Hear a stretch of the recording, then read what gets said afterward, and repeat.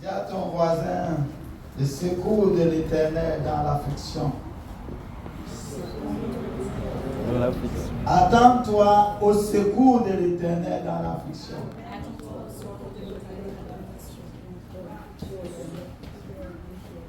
Alléluia. Attends-toi au secours de l'Éternel dans l'affliction.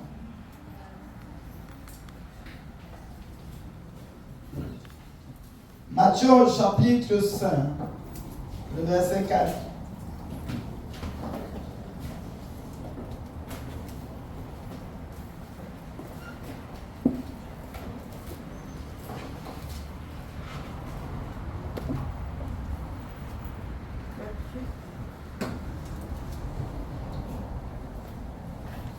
Matthieu 5 au chapitre 4, la Bible dit... Matthieu chapitre 5, le verset 4. Matthieu 5, verset 4, je suis heureux les affligés, car ils seront consolés.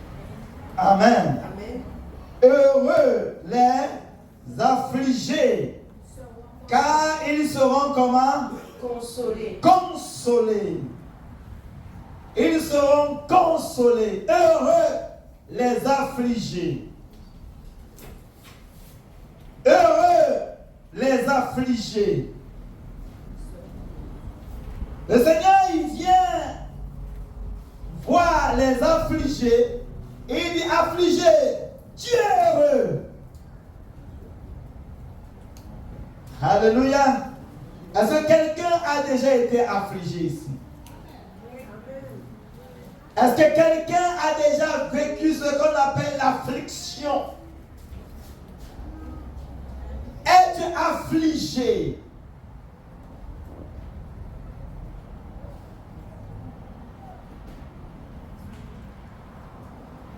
Heureux les affligés, les oppressés, les marginalisés, les rejetés, les abandonnés. On peut être affligé par plein de choses. On peut être affligé par les moqueries. On peut être affligé par le mépris. Alléluia. On peut être affligé par un regard hautain. On peut être affligé par la non-assistance. Est-ce que quelqu'un est avec moi? Il y a eu des enfants qui ont été laissés à eux-mêmes. On les a complètement abandonnés à eux-mêmes. Et ils sont affligés par le fait qu'ils n'ont pas l'assistance que tous les autres enfants devraient avoir. Est-ce que nous sommes ensemble? Ils sont affligés.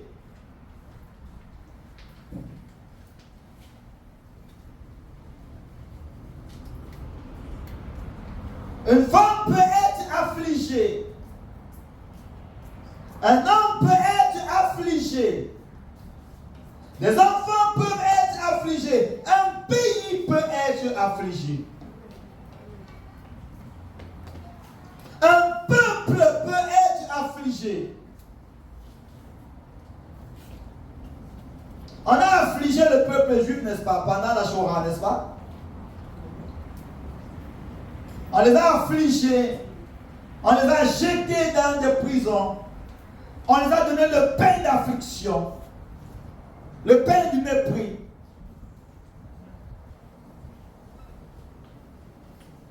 On les a affligés et plein sont morts. On a affligé le peuple noir dans l'esclavage. Amen. On a affligé le peuple noir dans la colonisation. Et aujourd'hui sur la terre, il y a des personnes, il y a encore des territoires sur affliction. du dominateur.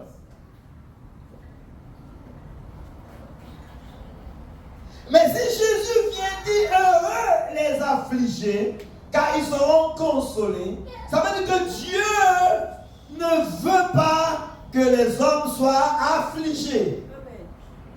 Ce n'est pas la volonté de Dieu que nous soyons affligés. Alléluia. On peut avoir un travail d'affliction, un métier qui t'afflige.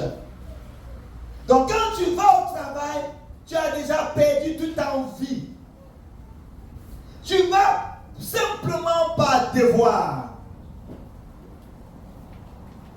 Mais tu n'es pas épanoui dans le travail. Tu es affligé. Est-ce que nous sommes ensemble?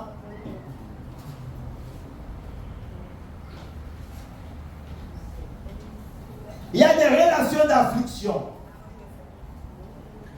Il y a des relations d'affliction. Dans ces relations-là, tu es affligé.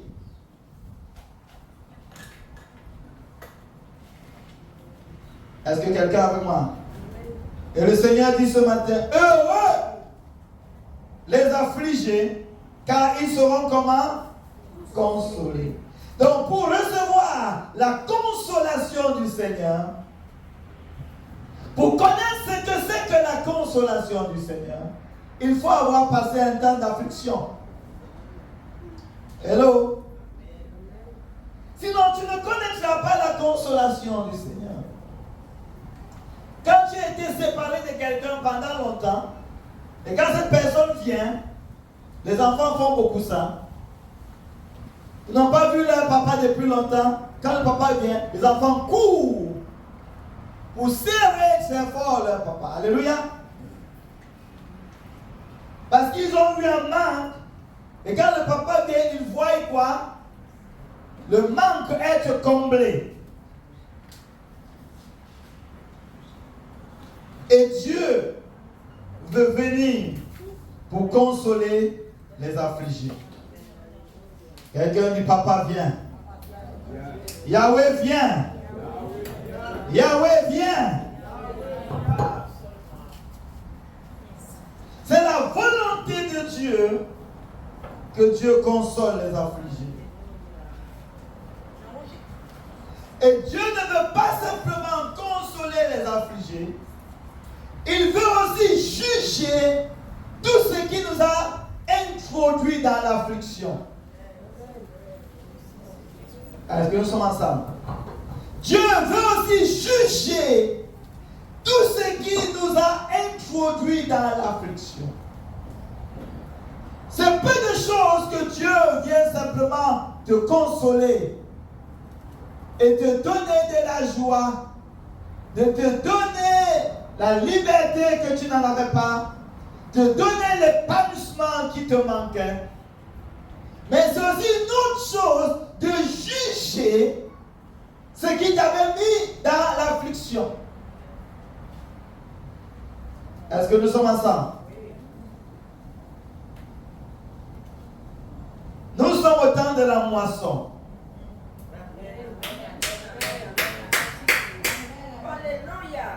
Nous sommes au temps de la moisson des âmes.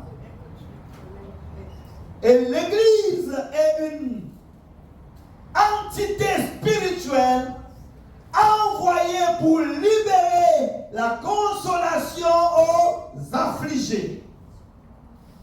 Alléluia. L'Église est l'identité, est une entité spirituelle pour aller libérer la consolation, la bonne nouvelle. Amen. Et la bonne nouvelle, c'est que tous ceux qui sont sous le joug de l'affliction, tous ceux qui sont sous l'emprise de l'affliction, le Seigneur envoie la bonne nouvelle de la consolation.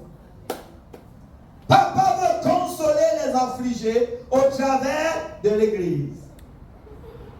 Est-ce que nous sommes ensemble? Quelqu'un dit, papa veut consoler les affligés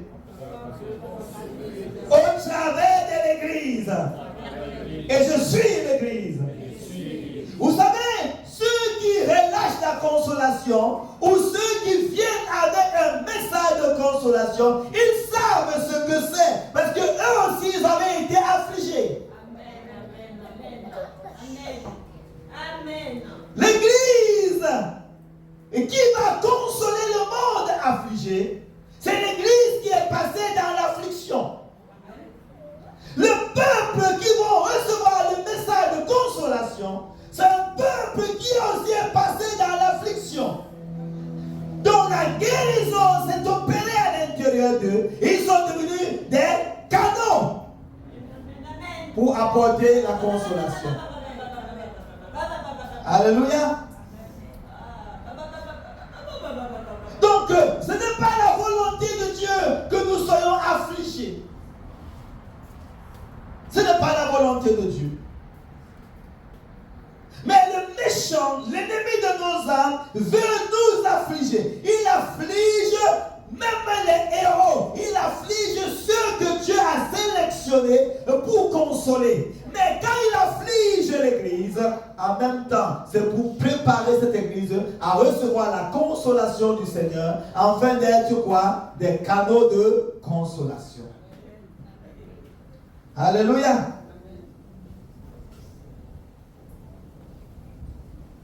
Ce que le Seigneur a fait pour toi, va et dis-le à d'autres.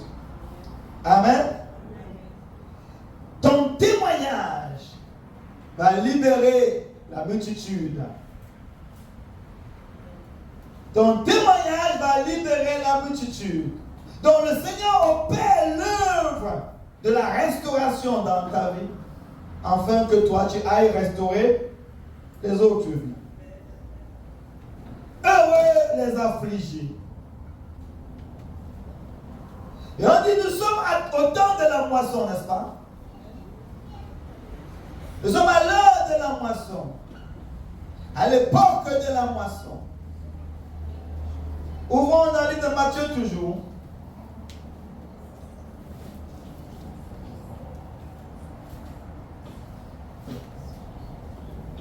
Matthieu chapitre 13.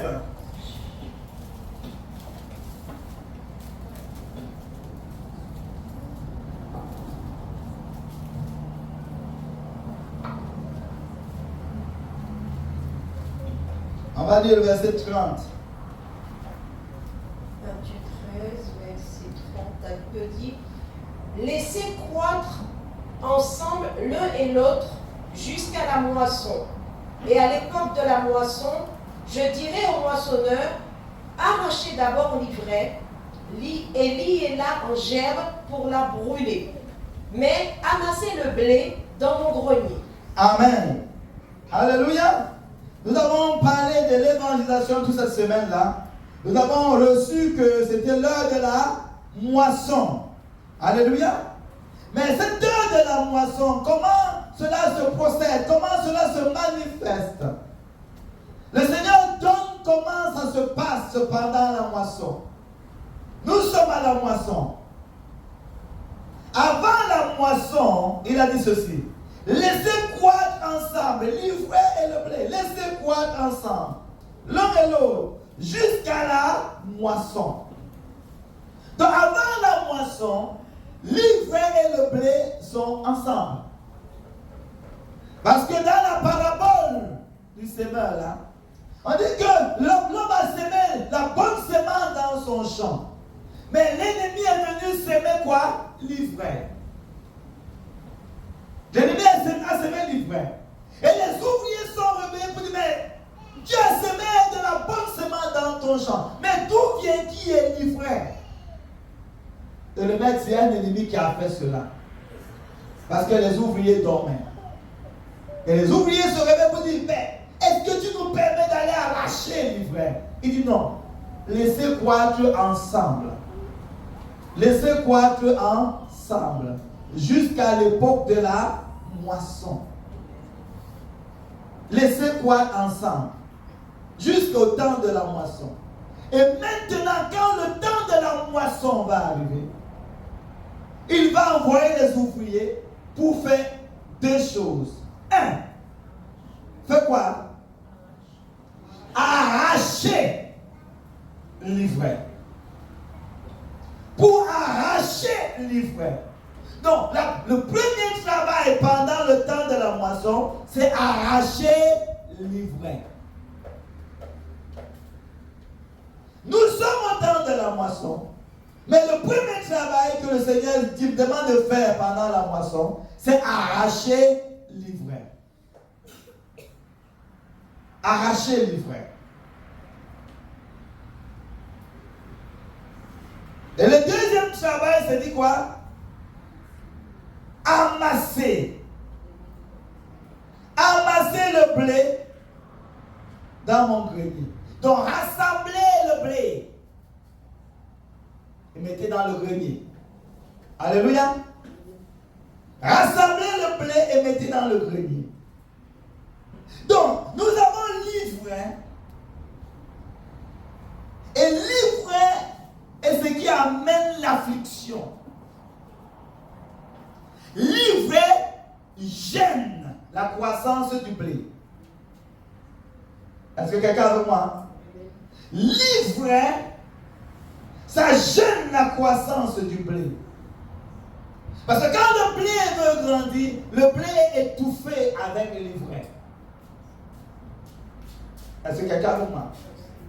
Le blé n'est pas à l'aise de croître. Et à un moment, le Seigneur il permet que tu puisses croître même avec le blé. Donc tu crois avec les difficultés, mais tu grandis quand même.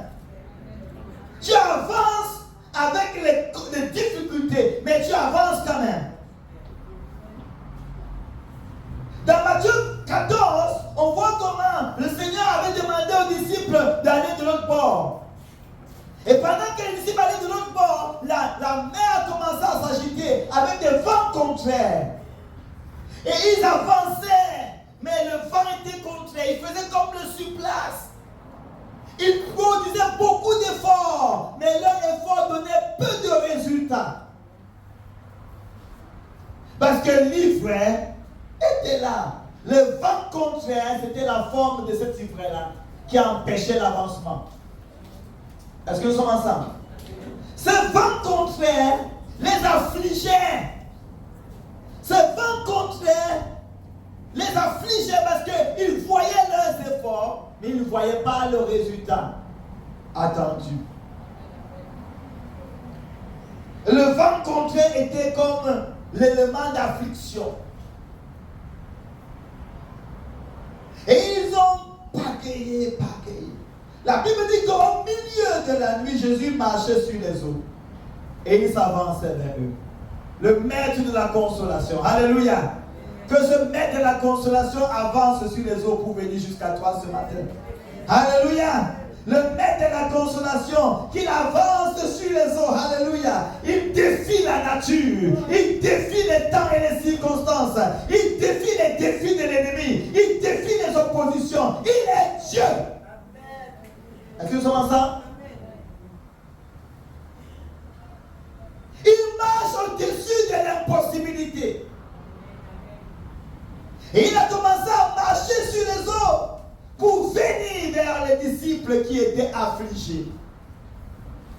Et l'église est affligée. Et Jésus marche en direction de cette église affligée. Est-ce que nous sommes ensemble? Il dit le peuple de Dieu est actuellement affligé, mais il y a un Dieu qui marche vers son peuple. Il dit que je vais vous prendre là où vous êtes et je vais vous amener là où je suis, afin que là où je suis, vous y soyez aussi. Pour qu'il puisse nous prendre, il faut qu'il vienne vers nous. Alléluia. Il dit qu'il viendra et il nous prendra là où nous sommes et nous amènera là où il est. Pour que là où il est, que nous y soyons aussi. Et pour qu'il nous prenne, il faut qu'il marche jusqu'à nous. Donc il y a un Dieu qui marche vers son peuple. Il y a un Dieu qui marche vers son église. Alléluia. Et il est conscient de l'affliction de son peuple. Comme il avait dit à Moïse, j'ai vu l'affliction de mon peuple en Égypte, j'ai vu cette douleur, je connais ces souffrances et je suis descendu moi-même. Alléluia, je suis descendu moi-même, je suis descendu moi-même. Donc Dieu il descend, il vient. Il vient vers les affligés. Il vient vers les affligés. Ça peut peut-être tuer et le démon et la forteresse qui afflige. Il dit, où est ton Dieu? Où est ton défenseur? Où est ton maître? Je suis ton Dieu, je vais t'écraser jusqu'à te finir. Mais il y a un Dieu qui vient vers les affligés. Alléluia. Il dit qu'il y a un Dieu qui vient vers les affligés. Il y a un Dieu qui vient vers les affligés.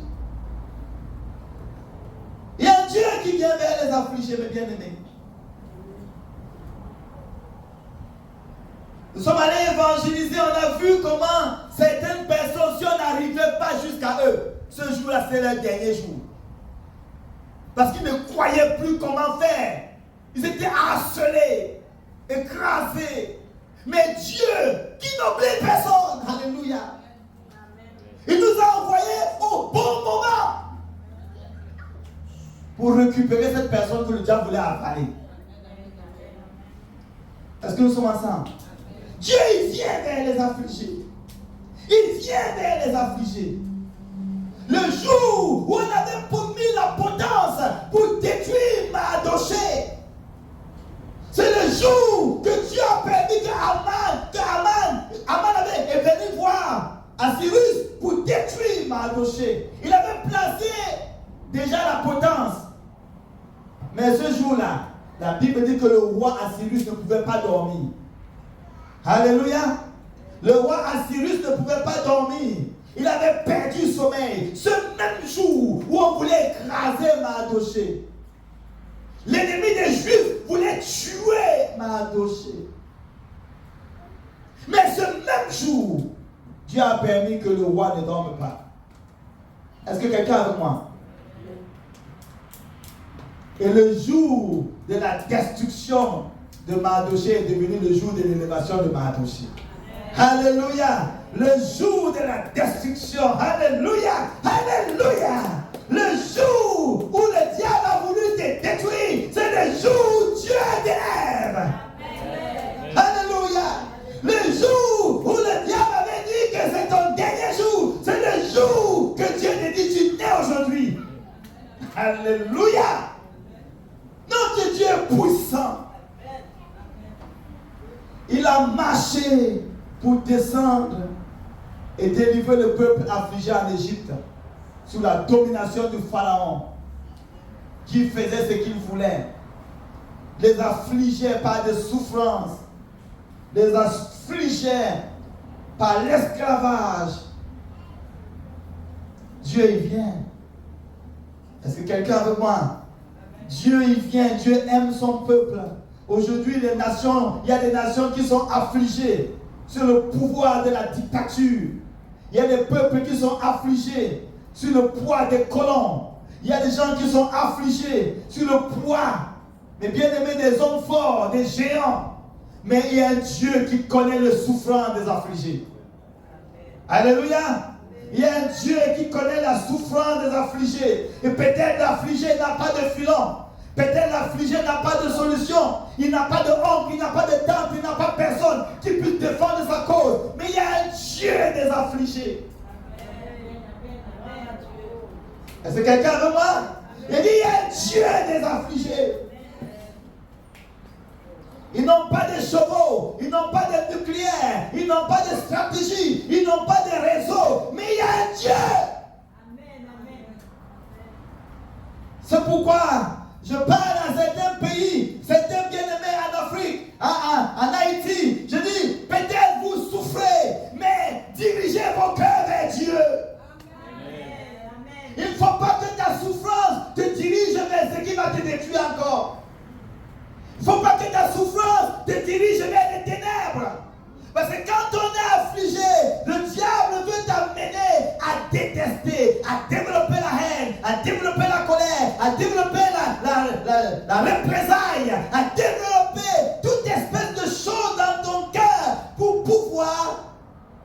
te venger, mais à Dieu la vengeance, à l'Éternel la rétribution. Alléluia, alléluia. Tu dois laisser aller la colère, laisser aller, n'est-ce pas, le désir de vengeance, laisser aller, alléluia, laisser aller toute forme de représailles et laisser ta cause entre les mains de l'Éternel. Il est fidèle. Parfois, selon le regard des hommes, on dit, ah non, non, tu te laisses faire, tu es tébin. Ou pas tébin. Alléluia. Est-ce que quelqu'un avec moi? Ou pas tébin. Notre cause est entre les mains de Dieu. Et il se lèvera le dernier. Il a dit, Job a dit, mon rédempteur est vivant. Et il se lèvera le dernier. Donc, bien-aimé, il est descendu quand le peuple était en souffrance en Égypte. Il est descendu quand les disciples, alléluia, étaient en souffrance par des vents contraires. Il va descendre, même cette année pour nous. Nous attendons à lui. Donc le Seigneur, alléluia, il console les affligés. Maintenant, quand tu es affligé, il te faut être avec le Seigneur. Alléluia. Ton affliction ne te détourne pas de ta sanctification. Est-ce que quelqu'un veut moi? Ton affliction ne te détourne pas d'une vie droite devant le Seigneur. Ton affliction ne te détourne pas de l'obéissance à Dieu. Est-ce que quelqu'un est avec moi? Ton affliction ne te détourne pas de l'obéissance à Dieu. Parce que parfois quand nous sommes affligés, on se couche sur notre souffrance pour se consoler dans le péché. Hello? Mais ça c'est le piège du diable. Quand nous sommes en souffrance, c'est pourquoi le système de ce monde a développé toute espèce de choses qui est péché pour amener les gens dans une distraction et de fausses consolations.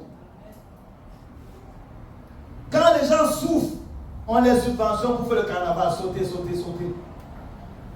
Vous dites, noyez votre souffrance dans la fausse joie.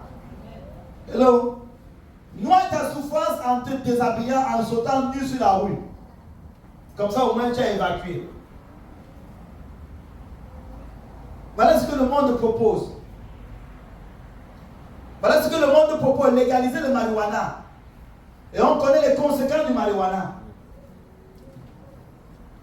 Et on légalise. Voilà ce que le monde propose. Tu es déjà affligé. Et on te dit, va te consoler dans le péché. Roule dans le péché. Au moins tu vas oublier ta souffrance pour quelques heures. Mais la souffrance ressurgit. Et ça te fait plus mal. Parce que tu viens de multiplier ta souffrance. Est-ce que nous sommes ensemble, bien-aimés? Le monde propose de fausses consolations.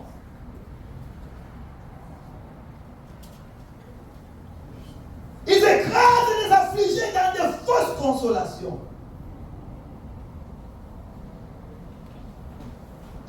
On utilise la souffrance comme des instruments.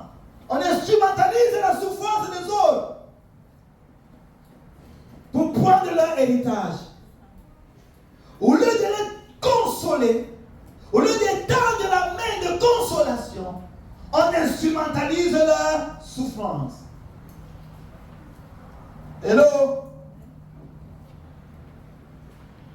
Les gens qu'on appelle les LGBT, hello? Il y a certains qui l'ont fait par choix. Tant mieux. Mais il y a des personnes qui sont dans des souffrances. Est-ce que quelqu'un avec moi? Ils sont dans des souffrances. Ils sont trouvés là parce que certains ont été abusés, certains ont été traumatisés, certains ont vécu des choses terribles. Au lieu de pouvoir trouver des solutions pour qu'ils s'en sortent, on instrumentalise leur souffrance pour en faire des agendas politiques, pour en faire des agendas mystiques, pour en faire des agendas terribles qui n'ont rien à voir avec leur propre souffrance. Est-ce que quelqu'un avec moi? On instrumentalise la souffrance des affligés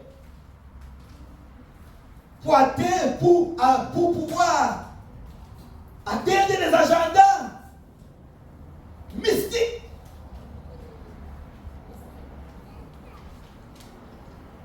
Politiques, exotériques. Et on se dit, et certaines personnes affligées pensent qu'on est pour eux, qu'on est en train de défendre leur cause. Mais on les instrumentalise. Voilà comment le monde d'aujourd'hui est devenu. Utiliser la souffrance de quelqu'un pour gagner de l'argent, même sur la souffrance. C'est comme ça que certains pays pauvres, disons, on dit pauvres. Et la pauvreté est relative. Hello? Parce que j'ai vu un livre de géographie de ma fille, il fallait déchirer ce livre-là. On met relativement des personnes en Europe et on met des personnes en Afrique. Des personnes en Europe qui mangent sur la table et des personnes en Afrique qui mangent sur la natte. Des personnes en Europe qui habitent les duplex et des immeubles et des personnes en Afrique qui dorment sur des huttes. Et ma fille me dit, je ne vais jamais aller en Afrique. Vous voyez comment on instrumentalise pour pouvoir changer la mentalité des enfants. On instrumentalise l'affliction des gens pour atteindre des agendas cachés. Dieu n'est pas comme ça. Amen. Alléluia. Amen. Alléluia. Amen. Alléluia. Amen. On a des sotos. Personnes disant de bonne moralité ou des personnes philanthropes, soi-disant, qui instrumentalisent la pauvreté des autres pour davantage s'enrichir. Amen. Ils viennent dans le pays, ils localisent seulement les endroits les plus dangereux, ils filment, ils localisent les enfants en souffrance, ils filment. Il va gagner 10 milliards sur leur tête et leur donne 2 euros.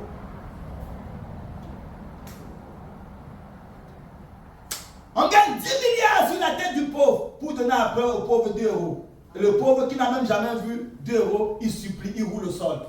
Il appelle l'autre philanthrope. C'est un escroc.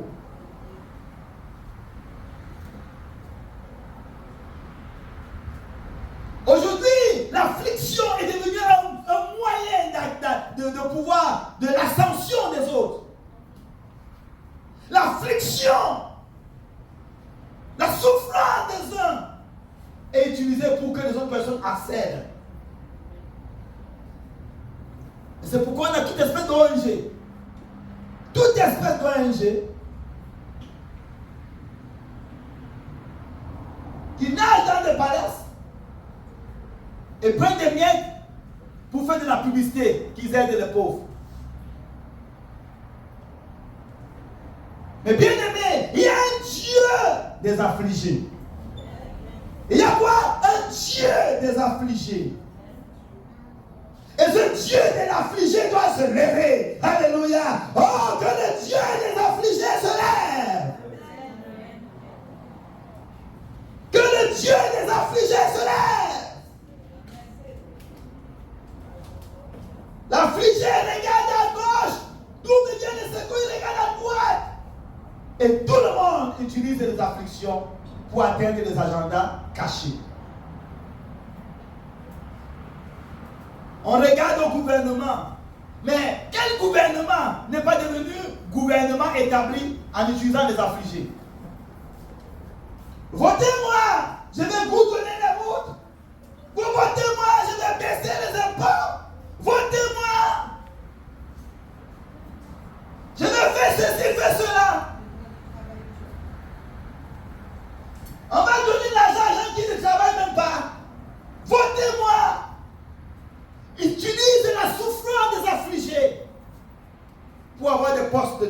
responsabilité. Voilà le monde dans lequel nous vivons. Voilà le monde dans lequel nous vivons. Et l'affligé court vers celui qui a dit je vais t'aider. Celui qui je vais t'aider l'utilise encore pour devenir plus grand. L'affligé est en souffrance de son affliction et en souffrance de ce qu'il subit. Des gens qui sont supposés l'aider. Où est la position de l'Église? Nous sommes au temps de la moisson. Et le Seigneur a donné la ligne directrice pendant la moisson.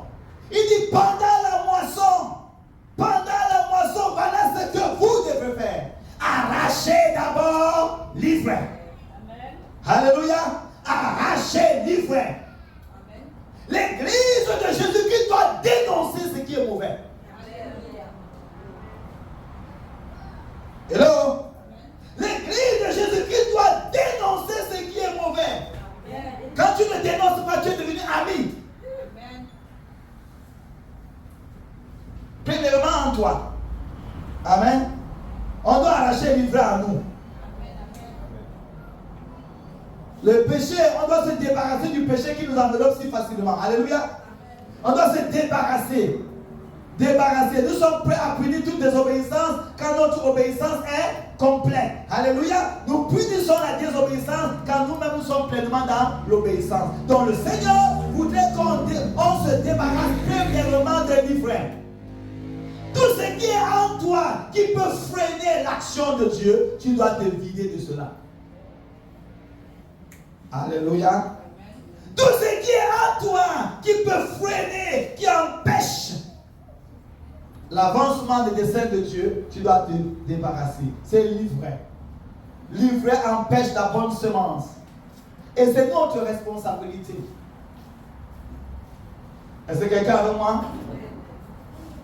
Il dit, j'enverrai les moissonneurs. Ils arracheront premièrement l'ivraie. Donc Dieu nous donne la responsabilité d'arracher l'ivraie. Éphésiens chapitre 5, verset 27 dit quoi?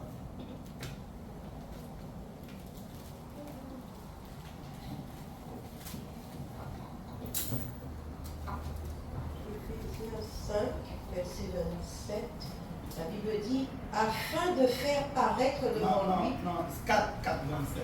Éphésiens 4. 27. Et ne donnez pas accès au diable. Amen. Ne donnez pas quoi? Accès au Accès au diable. Nous ne devons pas donner accès au diable. Notre responsabilité, c'est de fermer tout accès au diable. Fermer tout accès au diable. Deuxième responsabilité, Éphésiens chapitre 5, verset 11. Éphésiens 5, 11. Et ne prenez point part aux œuvres infructueuses des ténèbres, mais plutôt condamnez-les. Amen.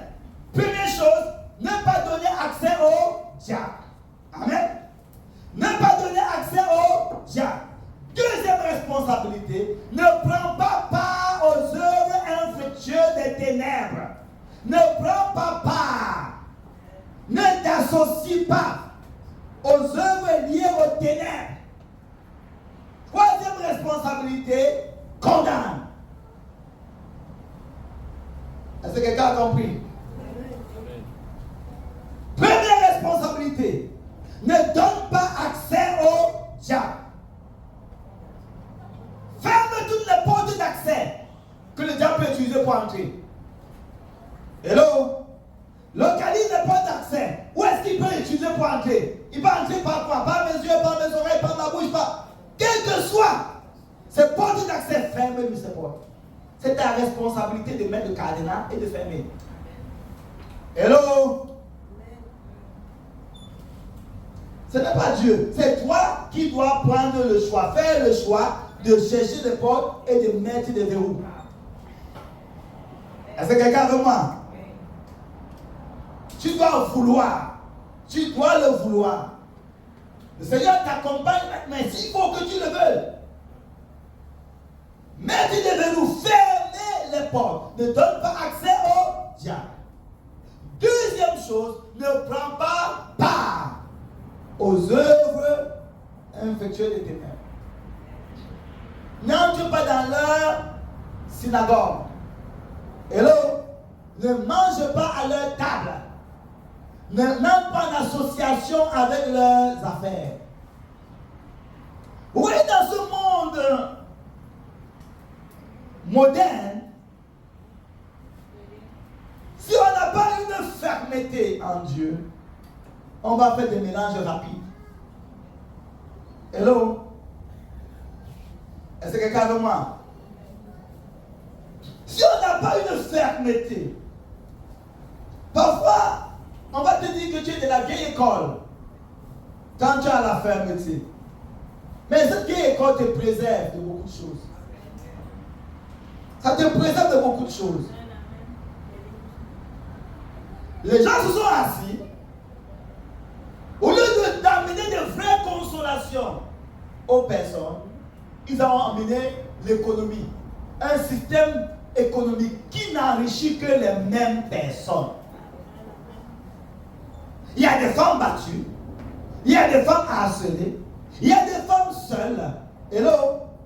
Il y a des femmes qui subissent toute espèce d'affliction qu'on devrait s'intéresser. Et on devrait traiter le problème à fond. Mais qu'est-ce qu'on fait? On développe plutôt un système économique pour dire faites des mains, donnez des fleurs, donnez ceci, donnez ceci. Mais quelqu'un peut t'oublier comme mère et il se souvient seulement de toi quand il y a une fête des mères. Hello? Mais est-ce que tu as fait un enfant pour venir seulement vers toi quand il y a fête des mères? Au lieu d'éduquer les gens à changer de mentalité, on développe autour de l'affliction des femmes tout un business qui n'enrichit que les mêmes personnes. Est-ce que quelqu'un est avec moi? Allez voir les centres commerciaux remplis. Et après, la fête des mères finie. Regardez les mères misérables. Est-ce que je parle à quelqu'un? On connaît. Mais qui? Ils se sont assis pour développer tout un système. Faites des voisins, faites des grands-pères, faites des grandes-mères. Donc, on utilise l'affliction des gens pour développer les moyens de se développer économiquement.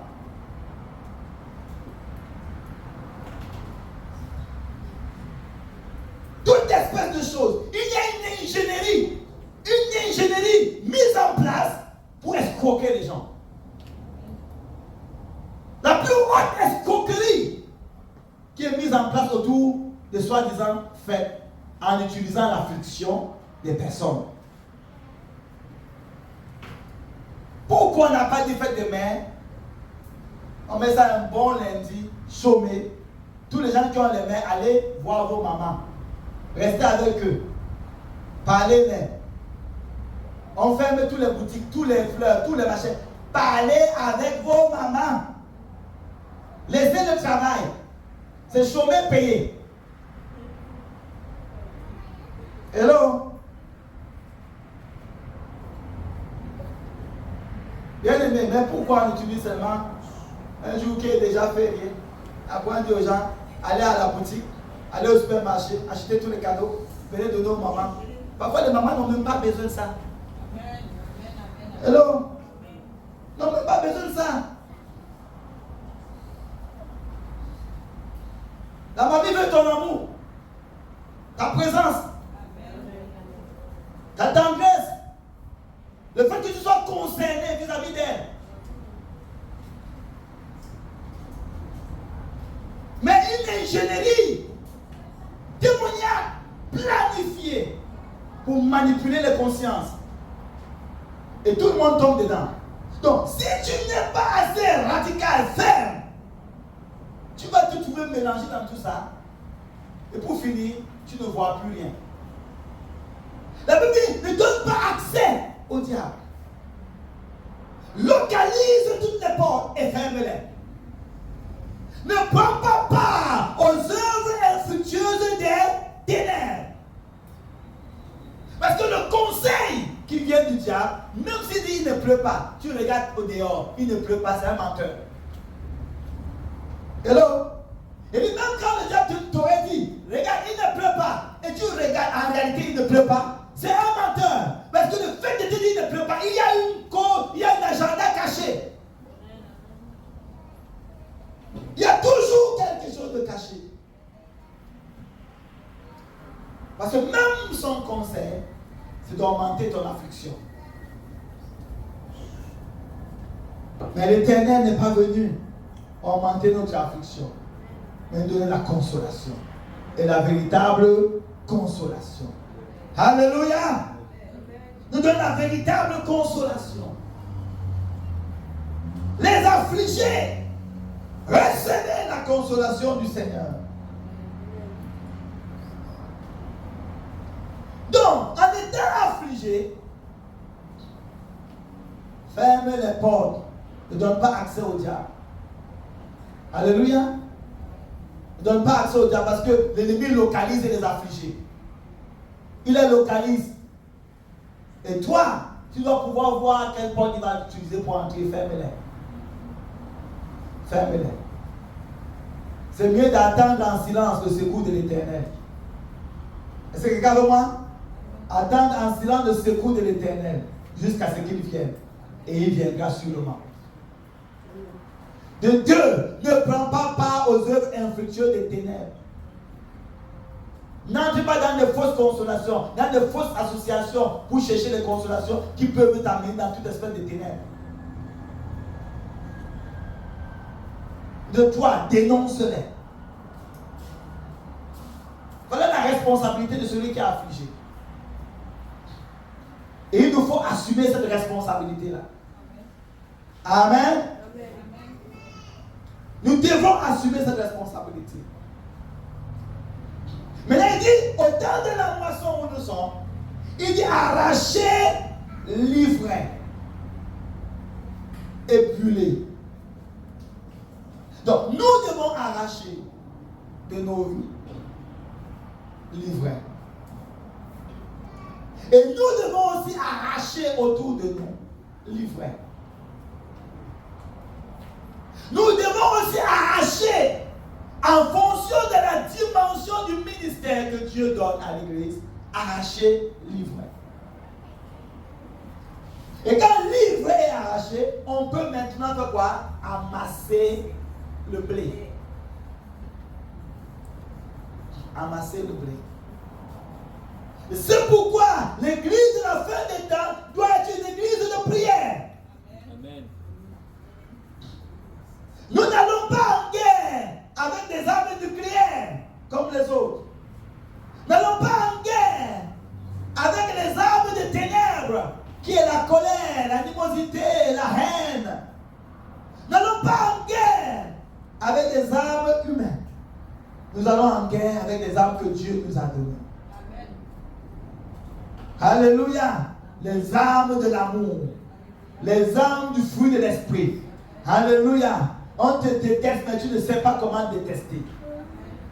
On te fait du mal, mais ton cœur ne sait pas garder rancune. Alléluia. Ton cœur ne sait pas garder rancune.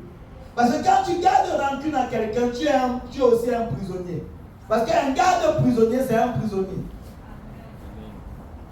Donc tu apprends à libérer ton cœur. Alléluia. À libérer ton cœur. Avec les armes de Dieu. Le fruit de l'esprit. Avec les armes de Dieu dans la prière. Dans la dimension de la prière. Le psaume 108, verset 13.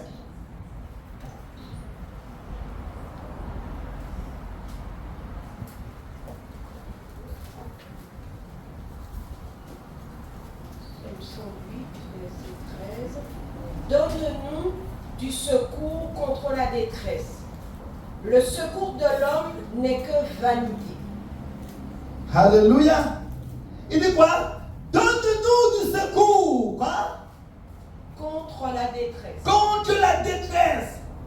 Seigneur, donne-nous du secours contre la détresse. Le secours de l'homme n'est quoi? N'est que vanité. Le secours de l'homme n'est que vanité.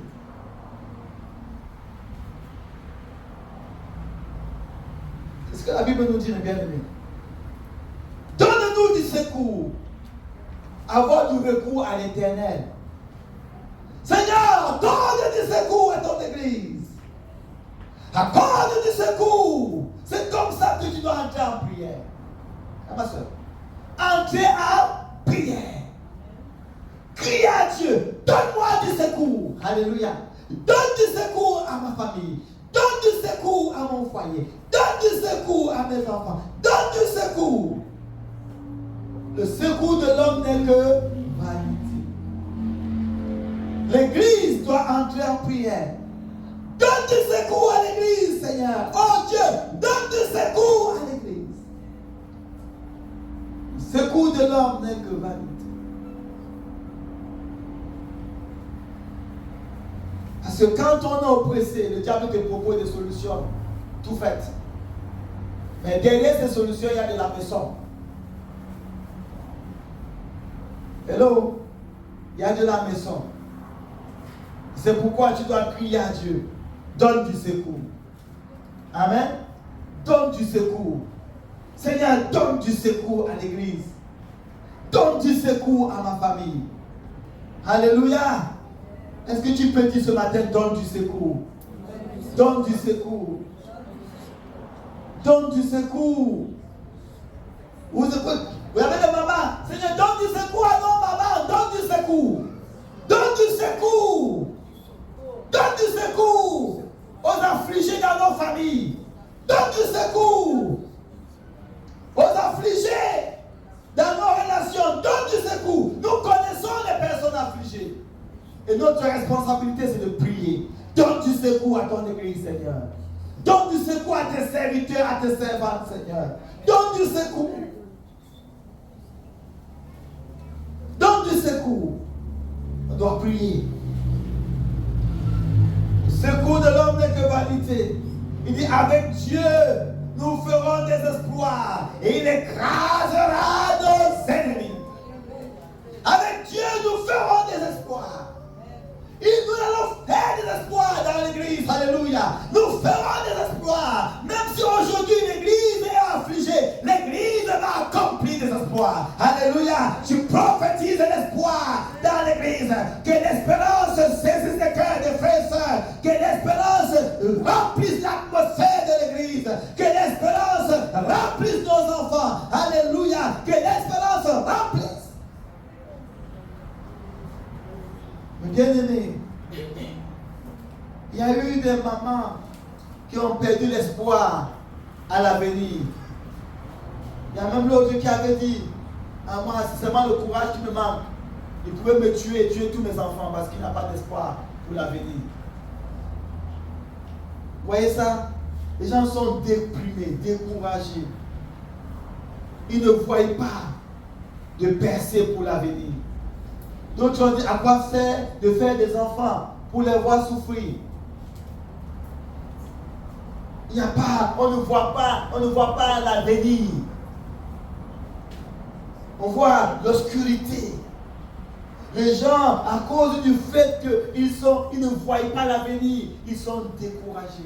On voit même des enfants qui sont encore enfants se suicider. Comment imaginer un enfant qui n'a même pas encore vécu 10 ans, 12 ans, 13 ans, se suicider. L'enfant n'a pas d'espérance en lui. L'espoir est complètement arrasé. Le monde a besoin d'espérance. Le monde a besoin d'espoir. Et nous devons le prophétiser.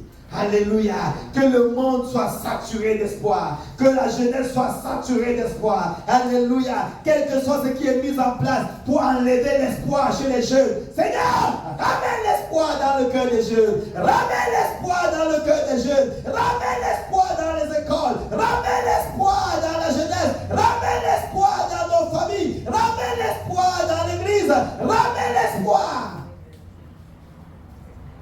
Les gens perdent l'espoir. C'est pourquoi ils rétrogradent. Ils disent à quoi bon venir à l'église? Ils ont perdu l'espoir. À quoi bon prier? Ils ont perdu l'espoir. À quoi bon lire la parole de Dieu? Ils ont perdu l'espoir. Certains ont tellement vu des divorces. Ils disent à quoi bon se marier? Ils ont perdu l'espoir au mariage. Ils ont tellement vu des souffrances des enfants qui sont dit à quoi bon avoir des enfants? Ils ont perdu l'espoir. Les gens, l'affliction a amené la perte d'espoir. Mais l'église doit prophétiser. Et c'est le diable qui est derrière tout ça. Est-ce que nous sommes ensemble? Pour accomplir ces agendas cachés. Pour accomplir ces agendas cachés. Bien aimés, est-ce que nous sommes là ce matin? Le diable qui est derrière tout ça. Pour accomplir ces agendas cachés. Et l'église qui est la colonne de la vérité doit prophétiser l'espoir. Alléluia. Dis à ton voisin, reçois l'espérance du Seigneur.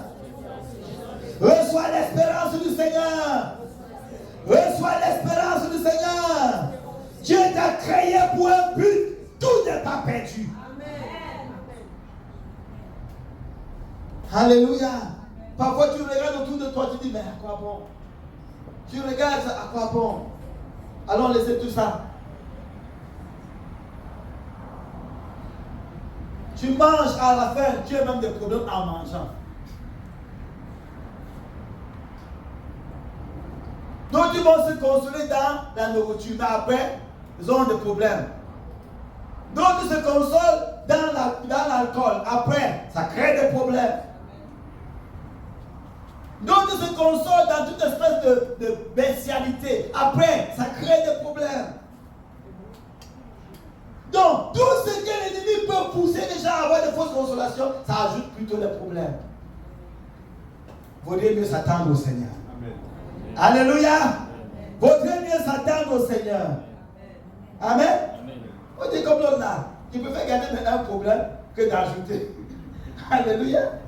Parce qu'au départ, tu avais un seul problème. Maintenant, tu dis que je m'en vais boire pour noyer le problème.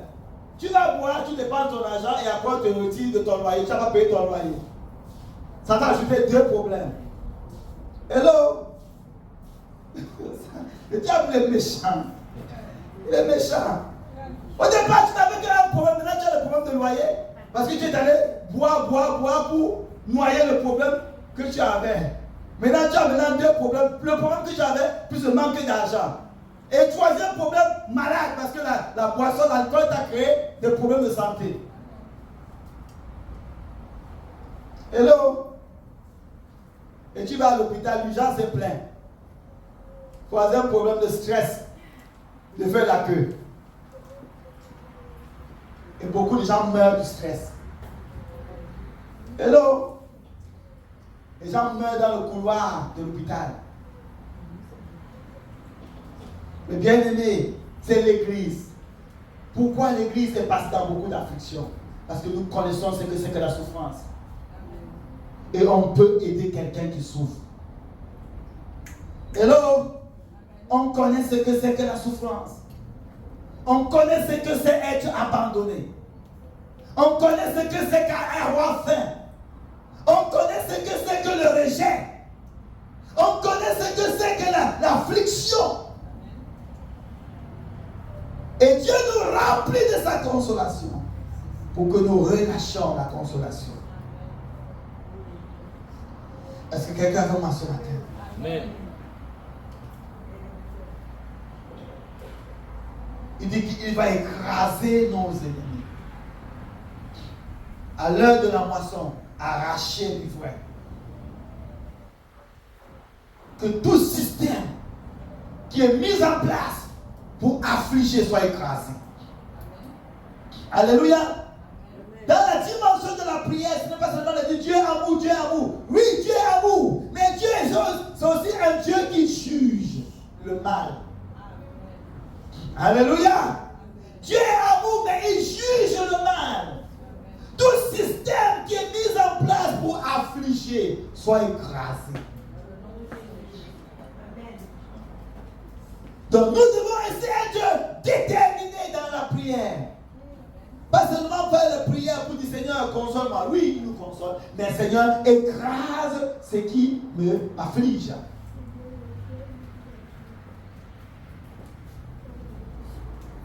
Écrase ce qui m'afflige. Tout ce qui est mis en place pour m'affliger, localise et écrase.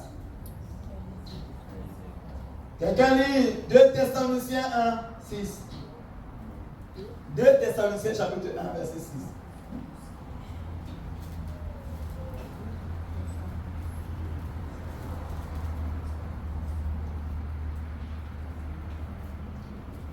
Écrase nos ennemis. Nous n'avons pas des missiles, mais nous avons la prière. Alléluia. Nous avons la prière et Dieu entend la prière. Dieu entend quoi?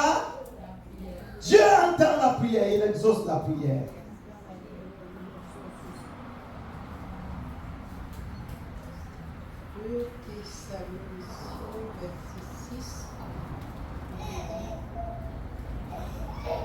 Et maintenant, vous savez ce qui le retient, afin qu'il ne paraisse qu'en son temps.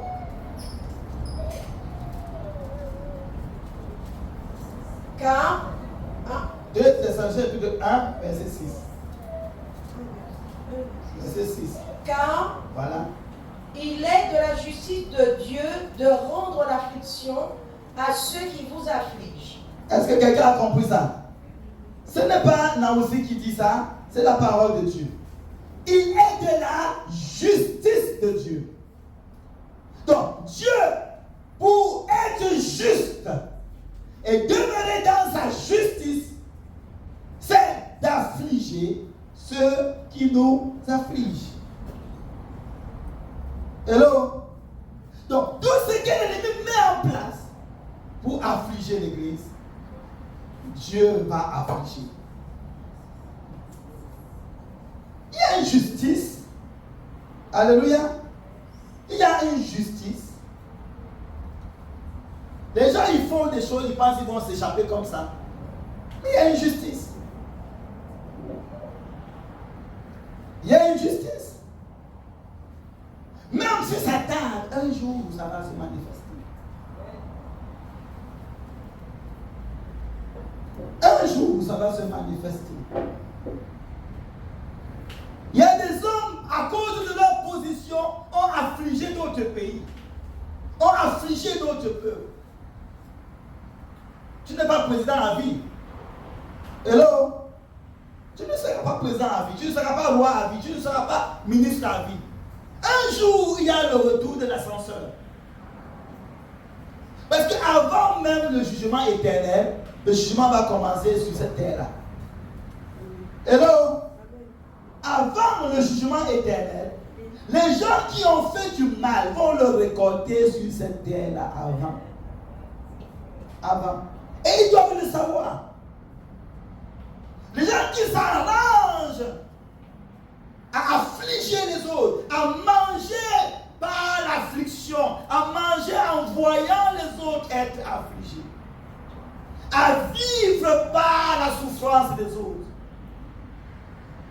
à trouver plaisir à voir les autres gémir. Il y a un Dieu qui juge. Même quand la justice des hommes sera corrompue, le Seigneur, il sait comment faire. Hello? Dieu, il sait comment faire. Tout ce qu'on sème, un jour, on le moissonne. C'est de la justice de Dieu d'affliger tous ceux qui nous affligent.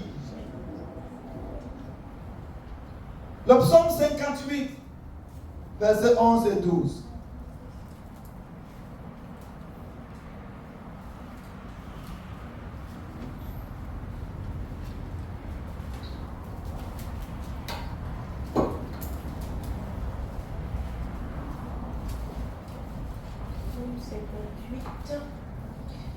Versets 11 et 12. Le juste sera dans la joie à la vue de la vengeance. Il baignera ses pieds dans le sang des méchants. Et les hommes diront, oui, il est une récompense pour le juste. Oui, il est un Dieu qui juge sur la terre. Amen. Amen. Bien-aimé, il y a un Dieu qui juge où? Sur la terre. Sur la terre. Que les hommes le sachent. Il y a un Dieu qui juge sur la terre. Le juste sera dans la joie à la vue de la vengeance. Il sera dans la joie à la vue de la vengeance.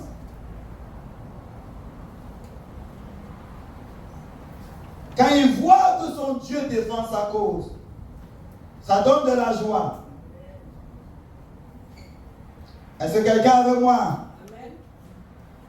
Il baignera ses pieds dans le sang des méchants.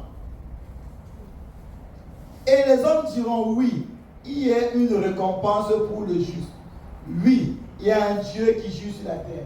Donc, lorsque Dieu fait ça, ça amène la moisson. Parce que les gens qui voient ont vu comment tu as été affligé. Ils ont vu les traumas. Ils ont vu la méchanceté du méchant. Lorsqu'ils vont voir la photo d'après, ils vont dire oui, il y a un Dieu. Alléluia. Ils vont dire oui, il y a un Dieu. Il y a des gens qui souffrent parfois de l'oubli. Parfois ils oublient vite. Ils oublient vite. Mais Dieu n'oublie pas. Hello? Ils oublient vite. Ils écrasent ta vie. Ils épient ta vie. Après, ils passent comme incognito. Ils zappent ça. Ils pensent que c'est fini. Ah non. Ah non. C'est pas fini. Hello? C'est pas fini. Dieu va revenir dessus. Il va revenir dessus. C'est pourquoi quand tu fais du mal, ne viens pas seulement donner des fleurs. Viens réparer le mal. Est-ce que quelqu'un avec moi? La réparation du mal n'est pas dans les roses. C'est dans la repentance. Est-ce que quelqu'un est avec moi? Si tu veux honorer ta mère ou ton père, la première chose c'est le respect. C'est la repentance de l'action causée, du préjudice, du mal que tu as fait.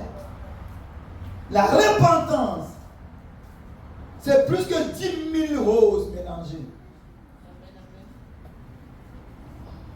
Le Seigneur disait que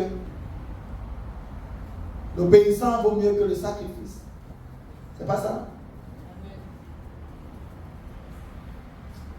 Tu ne peux pas noyer la repentance dans les cadeaux. La repentance, c'est la repentance. Est-ce que nous sommes ensemble? Ouvrir son cœur pour dire j'ai mal fait. J'ai mal fait. Ce que j'ai fait, je n'aurais pas dû le faire. A plus de valeur que 10 000 roses.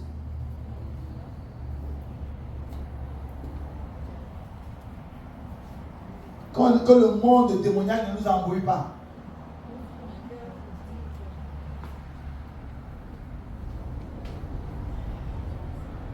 Le Seigneur, quand il va venger, il va venger les affligés.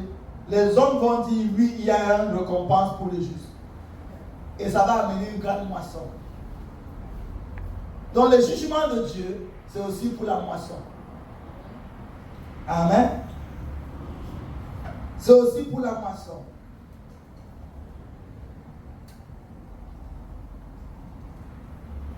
Le dernier point qu'on va voir ce matin. Jean chapitre 4.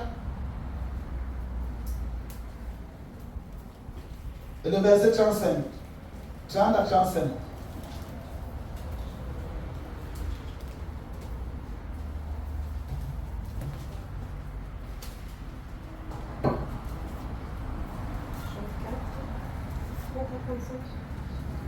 À 35.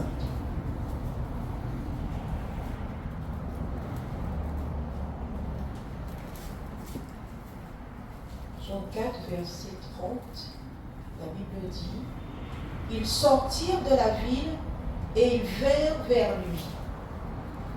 Pendant ce temps, les disciples le pressaient de manger, disant, Rabbi, mange. Mais à partir du verset 27, s'il te plaît. 27, d'accord. Là-dessus arrivèrent ses disciples, qui furent étonnés de ce qu'il parlait avec une femme. Toutefois, aucun ne dit, que demandes-tu? Ou de quoi parles-tu avec elle? Alors, la femme ayant laissé sa cruche, s'en alla dans la ville et dit aux gens, venez voir un homme qui m'a dit tout ce que j'ai fait. Ne serait-ce point le Christ? Ils sortirent de la ville et ils vinrent vers lui. Pendant ce temps, les disciples le pressaient de manger, disant, Rabbi, mange. Mais il leur dit, j'ai à manger une nourriture que vous ne connaissez pas. Les disciples se disaient donc les uns aux autres, quelqu'un lui aurait-il apporté à manger? Jésus leur dit, ma nourriture est de faire la volonté de celui qui m'a envoyé et d'accomplir son œuvre. Ne dites-vous pas qu'il y a encore 4 mois jusqu'à la moisson? Voici, je vous le dis. Levez les yeux et regardez les champs qui déjà blanchissent pour la moisson. Amen. Levez les yeux et regardez les champs qui déjà blanchissent pour la moisson. Nous sommes dans la moisson. Et il y a une femme qui a transformé son affliction en une âme de victoire. Alléluia. Elle a transformé son affliction en une âme de victoire. Elle était méprisée, on n'a même pas donné son nom. On dit la femme samaritaine. La femme samaritaine. Samarie, c'était la ville. La femme de la ville. La femme de tout le monde. C'est comme ça. Voyez un peu. La femme de tout le monde. Voilà comment on appelle cette femme-là. La femme de la ville. Et Samarie, c'est la montagne qui guette. La montagne qui guette, qui scrute. Donc on définit cette femme de manière dégradante. Tu es la femme qui guette. Où est un autre? Où est un autre? Tu guettes. Donc elle était affligée. Et on dit qu'elle a eu 5 maris. Et même l'autre qui cachait à la maison n'était pas son mari. Donc elle était trimballée, moquée, ridiculisée. Et elle prenait sa responsabilité pour aller puiser son propre eau. Pourtant, elle avait des maris qui restent à la maison, mettre les pieds sur la table et ne font rien. Pendant ce temps, elle travaille, même pour amener de l'eau à la maison. Hello? Il y a des femmes comme ça, n'est-ce pas? Le mari qui a tous les muscles, toute la force, reste à la maison, ne fait rien. Et la dame qui va chercher l'eau au puits pour venir, que le monsieur boit. Elles sont affligées. Mais dans l'affliction, elle a rencontré celui qui console. Alléluia.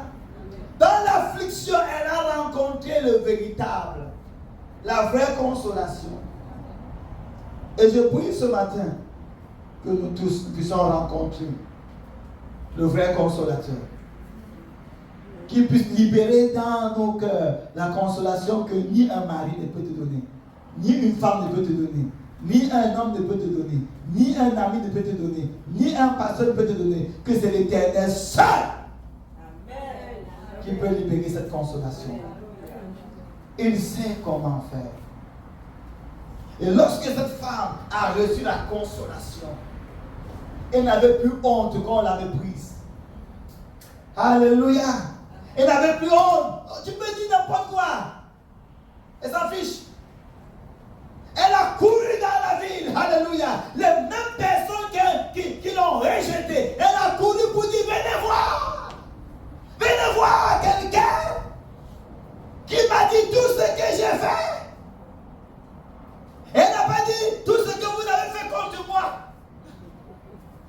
Hello? Elle a pris sa responsabilité. Et Dieu veut que nous prenions notre responsabilité. Parce que très souvent, c'est vrai qu'il y a des méchants qui font leur part. Mais toi, tu as ta responsabilité. Amen. Hello? Tu as ta responsabilité. On ne va pas attribuer tous les torts à ceux qui nous ont épiés. Nous aussi, on a notre responsabilité. Et quand on va assumer notre responsabilité, comme on a dit tout à l'heure, fermer les portes, ne pas donner accès au diable. Alléluia. Ne pas prendre part aux œuvres infructueuses et ténèbres, mais les condamner. Quand on va assumer notre responsabilité, d'entrer en prière, dans véritable prière, l'Éternel va se lever et il va combattre pour nous. Alléluia. Elle a pris sa responsabilité. Jésus a dit, va appeler ton mari. Elle dit, je n'ai pas de mari. Tu as dit vrai. Tu en as eu 5, même le 6e n'est pas. Elle a été touchée dans son cœur. Elle n'est pas restée amère. Elle n'est pas restée triste. Alléluia. Elle n'a pas attendu qu'on donne de fausses consolations. Quand Jésus nous parle de voir dans les yeux. Alléluia. Il ne donne pas de fausses consolations. Nous on aime quand on vous dit, oh tu es beau, tu es belle, oh tu es l'étoile du matin, oh tu es ceci.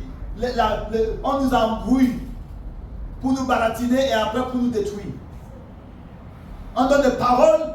C'est ça que l'église est devenue. Il faut seulement qu'on dise aux gens les paroles qu'ils veulent entendre. De sorte que quand tu pointes la responsabilité des gens, ils ne veulent plus. Mais bien aimé, nous devons prendre notre part de responsabilité. Assumer notre responsabilité. Quand tu assumes ta responsabilité, le Seigneur te vient à secours.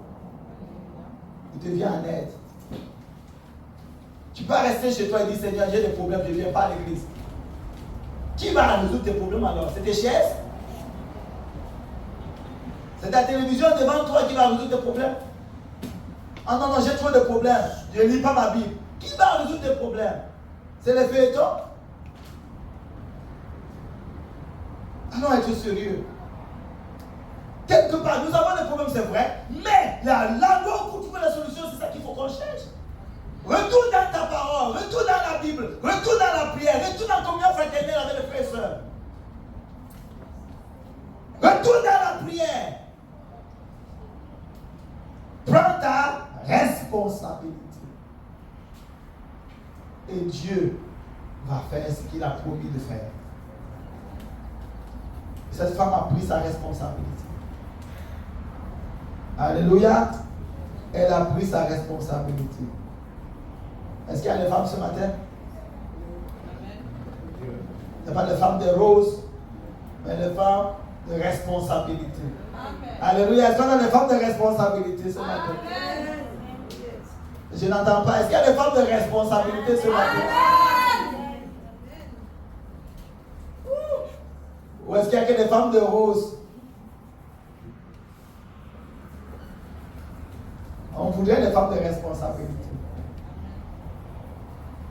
On veut des femmes de responsabilité. Et quand on va prendre, quand nos sœurs, alléluia, nos sœurs vont prendre leur part de responsabilité. Même si les hommes ne veulent pas. Alléluia, qu'est-ce qui va se passer? Le Seigneur va transformer les choses. Amen. Et les femmes vont aller prêcher aux hommes. Hello? Les femmes vont aller prêcher aux hommes. Comme on a vu là, c'est une femme qui a gagné toute la Samarie.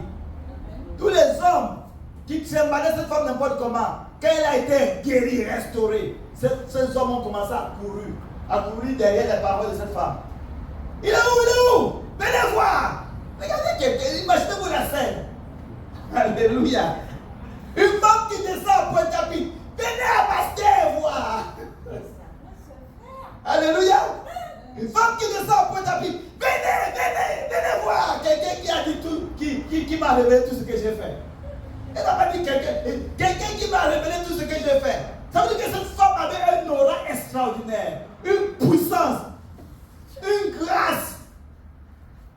de telles femmes qu'on veut. Alléluia. On ne veut pas des pleurnichards. Alléluia.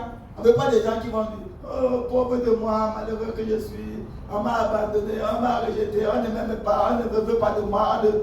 Et tu as pleuré. Maintenant, lève-toi et avance. Alléluia. Maintenant, lève-toi et prends ton bâton de pèlerin. Et Dieu va multiplier ta marge. Il va multiplier les grâces dans ta vie. Il va faire pleuvoir sa rosée sur ta vie. Qui va faire que quand tu vas dire venez, les gens vont courir. Alléluia. Venez à Bastille, les gens vont courir. Venez, les gens vont courir. Ta parole aura une autorité. Alléluia. Ta parole aura une puissance. Et l'Église, sa parole est maintenant méprisée. Mais prenons notre responsabilité. Alléluia. La parole de l'Église est méprisée actuellement. L'Église parle et le monde méprise. L'Église parle et le gouvernement méprise. L'Église parle et les chefs méprisent. L'Église n'a pas de mot à dire dans la politique de la nation. L'Église n'a pas de mot à dire dans l'éducation. L'Église n'a pas de mot à dire dans l'économie. L'Église est méprisée, marginalisée, laissée pour compte, rejetée.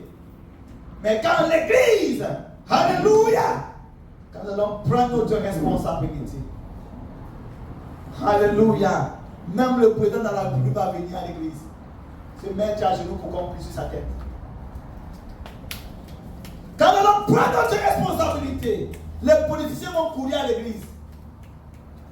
Ils ne vont plus aller chez les francs-maçons, ils ne vont plus aller chez les rosicruciens, ils ne vont plus aller chez les gardiens des affaires, ils ne vont plus aller chez les rotaries, ils ne vont plus aller dans toutes ces espèces de choses pour trouver des solutions. Ils vont courir à l'Église. Ils vont courir à l'Église. Alléluia. Amen. Et même les sorciers vont se courir. Ils vont courir à l'Église. Oh Seigneur. Ils vont courir à l'Église. L'Église qui est aujourd'hui rejetée sera l'Église recherchée. Prenons notre responsabilité et nous verrons le Dieu de l'Église se lever en notre faveur. Alléluia. Alléluia. Est-ce que quelqu'un a reçu quelque chose ce matin? Est-ce qu'on peut se lever pour bénir le Seigneur? Je prends ma responsabilité, Seigneur. Je prends ma responsabilité, Seigneur. J'arrête de pleurer, j'arrête de pleurer, j'arrête de critiquer, j'arrête de souffrir, de gémir à l'intérieur de moi. Je prends ma responsabilité. Je prends ma responsabilité. Commence à parler à ton Dieu ce matin. Alléluia, alléluia, alléluia, alléluia. Alléluia, alléluia, alléluia, alléluia. Alléluia, alléluia. Alléluia. Seigneur notre Père, nous prenons notre responsabilité en tant qu'Église. Nous prenons notre responsabilité en tant qu'Église, Seigneur Jésus. Nous prenons notre responsabilité en tant qu'Église. Nous ne nous dédouanons pas, papa. Nous savons que nous avons été affligés. Mais Dieu est éternel, le Dieu des affligés. Et tu descends jusqu'à nous. Pour nous prendre afin que là où tu es, que nous y soyons aussi. Afin que nous manifestons le potentiel de Dieu.